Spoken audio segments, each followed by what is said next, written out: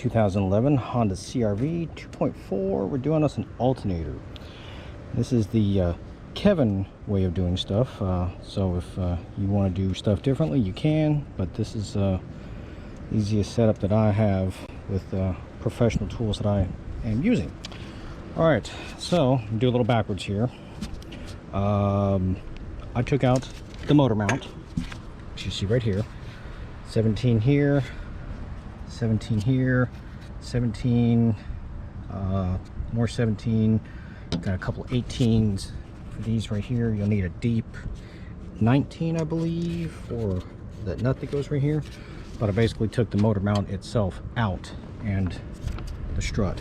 They gave me enough room to jack the engine up. I can get the alternator in and out with no problem, and just made life a whole lot easier, especially doing the belt itself.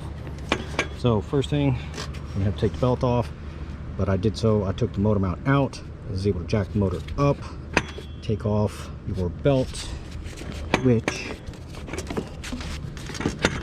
this out of the way, will be this belt tensioner right here.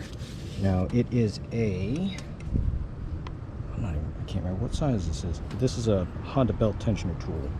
Gives you a lot of throw and a really funky angle. But I think it's a 16, 17, I don't remember. So it's 12 points, so it doesn't slip. But that'll get you the movement that you need for the tensioner. Oh, here's a pro tip too. So here's your typical spot where you put your hood. But there's a second one over here that makes the hood lift up higher. So when you use a tool like this, it will not hit the hood. So plus it also gives you a lot more room that you don't have to be hoods in a way. Take the belt tensioner loose, take your belt off, take out your power steering pump. There's two 12s, one right here on this end, one underneath the bottom right there. See right here. And then the power steering pump comes out of the way, move it out of the way. You have a 12 here, two 12s on the bottom. So this is how the alternator is installed if you're looking at it forward. It's 12 here, 12 here. Got a connector, 10 over here on the side for the main power outlet. And then you're going to have a wire that is held in place here with a little clip. These two 12s down at the bottom, you need a deep 3/8 12. I used the 12 point, so that way it does not have the opportunity of stripping if you slip, because unless the thing has been off before, they will be extremely tight and they will usually slip off because of the funky angle that is at, because you only have very limited amount of room between there and the belt, or the power steering, damn it, the fan assembly.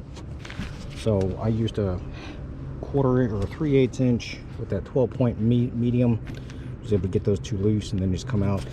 Top one's easy. Once all that stuff is disconnected, it literally comes right out of here. Disconnect your 10mm right here for the AC line. Gives you a lot more wiggle room. Come out right through here. Other than that, you need, I got a 1/2 inch extension with a 17mm 1/2 inch socket. Have these are a nice little pair of pliers where you can get onto the connector, press on the connector, and lift it up at the same time. 1/4 inch socket with a 10, a needle nose pliers, right angle pliers, 12mm 1/4 inch. Deep well gives you a beautiful spot right here to get to this bottom 12mm for the power steering pump. Same way with the one over here. So that way it clears the pulley and everything. Other than that, that is about it. Oh, and a jack to lift the vehicle up just a little bit. You do not have to take out the motor mount. I did. It just makes it so much more simpler for me.